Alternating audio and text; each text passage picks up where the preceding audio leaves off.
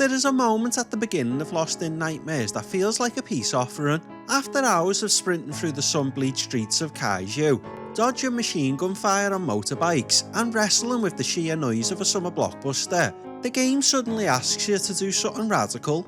Absolutely nothing. You're standing outside a gothic estate that looks suspiciously like a high-definition fever dream of the 1996 original. The air is thick with a thunderstorm, and the only sound is the rhythmic heavy thrum of rain smearing against tall, arched windows. For the first time in years, the Resident Evil franchise stopped trying to be cool and remembered how to be quiet. This DLC wasn't just extra content, it was a collaborated response to the fans who felt like the series had traded its soul for a higher frame rate. By dropping Chris and Jill back into a mansion, Capcom was proving that the Resident Evil 5 engine, with all its balls of punching power, was still capable of delivering a classic atmospheric horror. It was a 15-minute masterclass in tension, showing that the most effective weapon in the developer's arsenal isn't a rocket launcher, but the creak of a floorboard in an empty hallway. For those of us who grew up in the Spencer Mansion, stepping into this DLC felt like coming home, even if we knew the walls were eventually going to start bleeding. It was a short, concentrated hit of nostalgia that reminded us why we fell in love with the bioorganic nightmare in the first place. And it set the stage for the final, brutal confrontation with the man who started it all.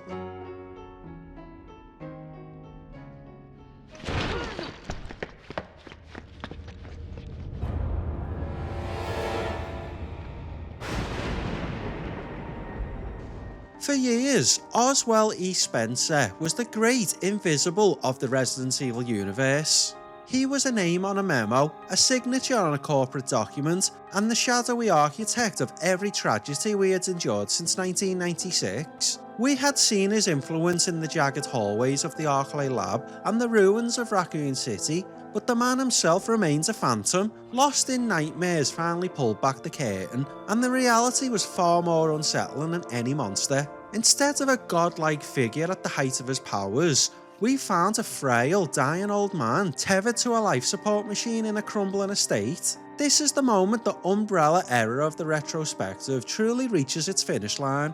Seeing Spencer, the man who dreamt of forced evolution and global dominance, reduced to a cough and a series of desperate philosophical ramblings, was a powerful piece of visual storytelling. It grounded the entire franchise. It reminded us that the heart of this bioorganic chaos wasn't a supernatural force, but a human ego that had simply run out of time. The estate itself acts as a mausoleum for the progenitor virus and the original vision of the series. Walking through the library and the dining hall, you can practically feel the weight of the law. This is where the foundation of the series was laid, and this DLC gives you the space to actually breathe it in before Wesker enters the room and ends the conversation. By killing Spencer, Wesker didn't just commit another murder, he was symbolically killing the past so he could inherit the future. It's a massive moment for anyone tracking the series' history. We weren't just exploring a new level, we were witnessing the final, pathetic gasp of the 20th century horror that had started it all. It turned the Spencer legacy from a mystery into a tragic, dusty reality, and it made Wesker's subsequent global saturation plan feel like a logical, if insane, continuation of a dying man's dream. The right to be a god.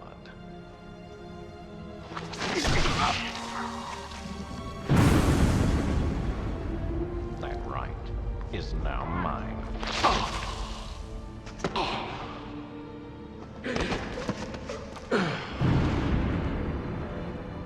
The right to be a god. You. Arrogant even until the end. Only one truly capable of being a god deserves that right.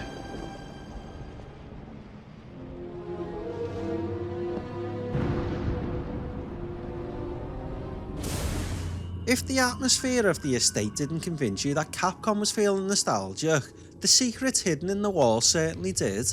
This DLC is essentially a love letter written in the blood of the 1996 original, packed with echoes that reward long-time fans for paying attention. The piano in the dining room, the ticking clocks, the way the floorboards groan under Chris's boots, it's all designed to trigger a very specific kind of muscle memory. But the ultimate tribute and the highlights of this entire expansion for many is the fixed camera secret. If you walk to the front door of the estate and investigate it 3 times, the game's camera suddenly snaps away from Chris's shoulder and resets into the high-angle, static perspective of the PlayStation 1 era. It is a transformative moment. For those 5 minutes, Resident Evil 5 stops being a modern third-person shooter and becomes a survival horror time machine.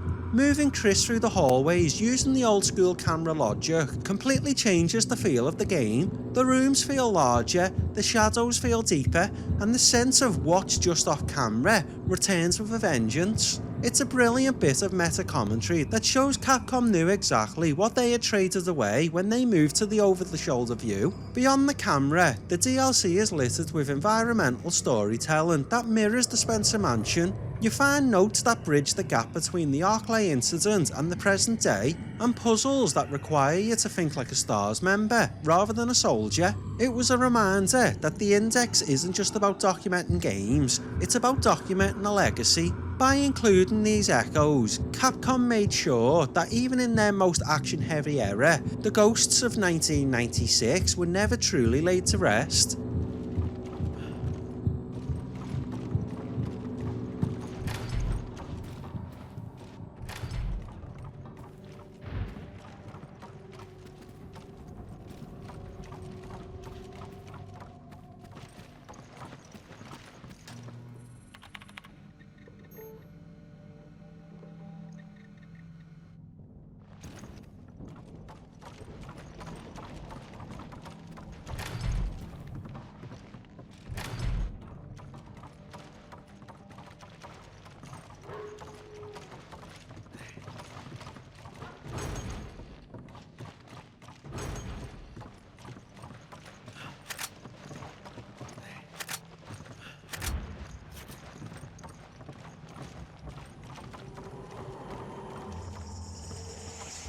While the first half of the DLC is a slow burn through memory lane, the second half introduces a threat that felt like a trial run for the future of the series. The Guardian of Insanity. This hulking, anchor-wielding monstrosity is a far cry from the sprinting Magini of the main game. It doesn't scream, it doesn't use a gun, and most importantly, it doesn't care about your bullets. The Guardian brought back a feeling we hadn't truly felt since Resident Evil 3, the dread of the Stalker.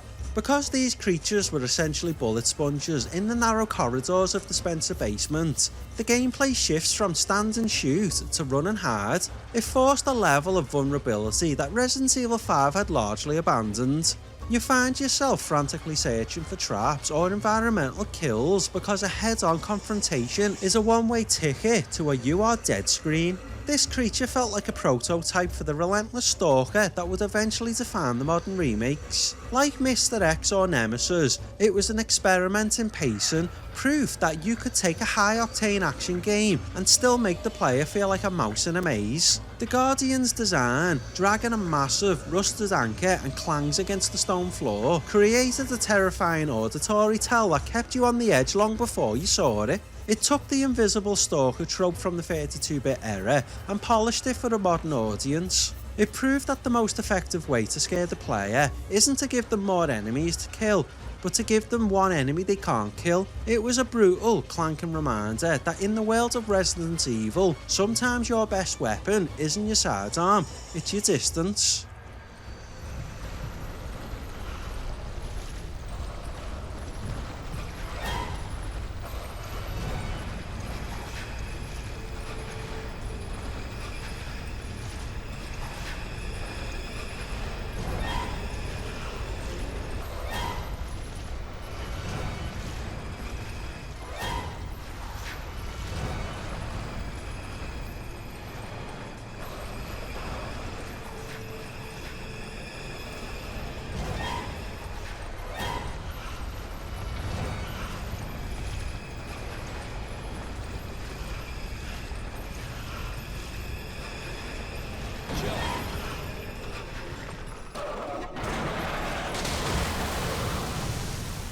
got him.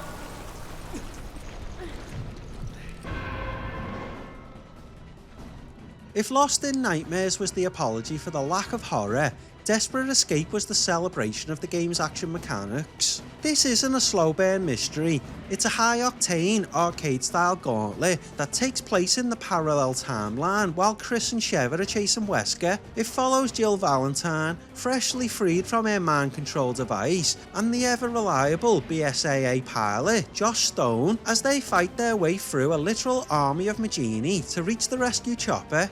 This DLC is pure, unadulterated chaos. Where the main game occasionally tried to pretend it was a survival horror title, Desperate Escape leans entirely into the horde mentality. It is a test of your efficiency and your ability to manage crowd control under extreme pressure. It feels less like a traditional Resident Evil chapter and more like a high score challenge from the Mercenaries mode, stitched together with narrative and cutscenes. It also gives us a chance to see Jill Valentine back in her element. After being sidelined as a brainwashed antagonist for most of the campaign, seeing her pick up a firearm and tear through a shipyard alongside Josh is incredibly cathartic. Josh himself is a standout here. His defense moves and physical combat style make him feel distinct from Chris, turning the duo into a devastating tag team.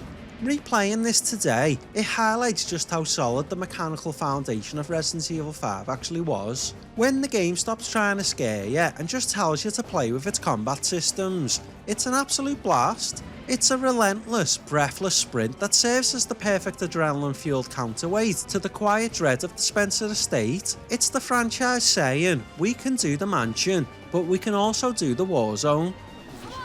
And I'm bringing a lady. I don't remember picking up women being part of the mission. Is she cute? Show some respect. This is Jill Valentine you're talking about. Hey, Miss Valentine! Sorry you had to get picked up by that meathead. I'm here for you if you need to talk to me. On the charter, Joker. Josh out. I'll cover you. Just watch your back.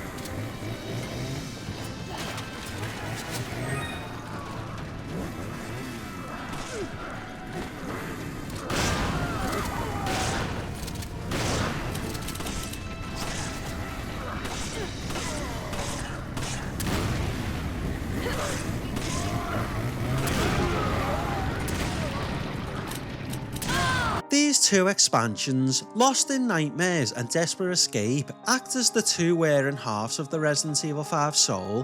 One is a quiet, haunting look back at the shadows of the 90s, and the other is a loud, explosive celebration of the 2000s action shooter. Together, they provided a sense of closure that the main game sometimes lacked, proving that the series could still balance its history and its high-octane future. It was a strange time for the franchise, standing at a crossroads between what it was and what it was becoming. And while we've spent this expansion-light episode diving deep into the extra content of 2009, I know some of you are wondering about the missions from our Resident Evil 4 deep dive. Don't think for a second I've forgotten about Assignment Ada, Separate Ways, or the legendary Mercenaries mode. I've made the executive decision to hold those back for a massive cross-generational comparison when we finally reach the Resident Evil 4 remake and its own DLC offerings. It only feels right to see how these stories evolved when the technology finally caught up to the ambition. But for now, our time in the sun is over. As we look back at the mainline entries for a moment, we're pivoting back to a different kind of survival. Our next stop takes us back to the Nintendo Wii for a return to the rail shooter archives with Resident Evil: The Dark Side Chronicles. It's time to see how the reimagining of Resident Evil 2 and Code Veronica holds up when you've got a Wii remote in your hand and a horde of zombies in your sights. Before you backtrack out of the estate, make sure you investigate that subscribe button 3 times. It won't change your camera angle, but it'll make sure you never miss an entry in the index. Partner act with the like button to keep our health in the green, and drop a comment below. Are you a slow burn mansion purist, or do you live for the Desperate Escape adrenaline? If you're just joining us, you can follow the entire Resident Evil retrospective from the 1996 Arclight incident all the way to the horrors of 2026 by hitting the playlist on screen. We've survived the sun, but the dark side is calling. I'll see you in the Chronicles.